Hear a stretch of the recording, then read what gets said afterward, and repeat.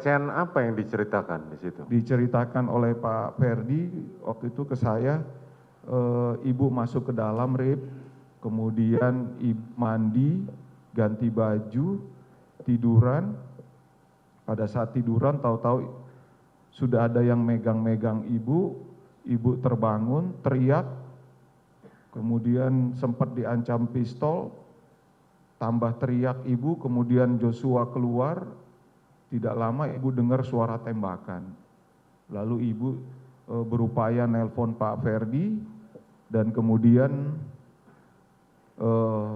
Pak Ferdi datang jemput bawa ibu keluar, hanya itu yang mulia. Itu sebenarnya yang cerita saudara Ferdi Sambo atau saudara Putri? Dua-duanya yang mulia. Dua-duanya ceritanya saudara rangkai kurang lebih seperti itu? Kurang lebihnya begitu yang mulia. Dari keterangan dua-duanya ya? Siap yang mulia. Terus saudara hanya menulis 6 baris saja? Hanya itu aja yang mulia. Terus karena masih menangis terus, dua-duanya saya izin, mungkin saya izin dulu Komandan. Pak Ferdi sempat nyampaikan, tolong nanti sekalian kamu sampaikan kronologis ini ke penyidik, supaya nanti pada saat menanyakan kepada istri saya sudah ada gambaran dan sudah ada draft pertanyaan yang disiapkan oleh penyidik. Kemudian saya turun, saya izin turun, Pak Ferdi sempat bilang tunggu dulu di bawah.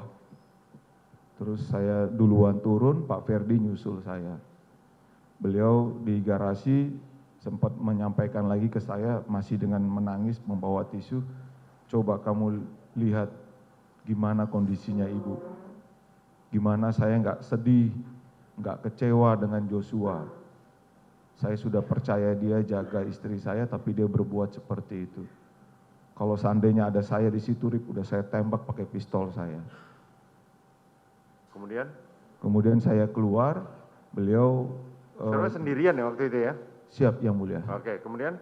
Di depan itu saya kemudian diingatkan lagi oleh Pak Ferdi agar malam ini juga penyidik supaya bisa memeriksa ibu. Saya sudah sampaikan juga kepada Kasat Reskrim Rip untuk pemeriksaannya malam ini. Gitu.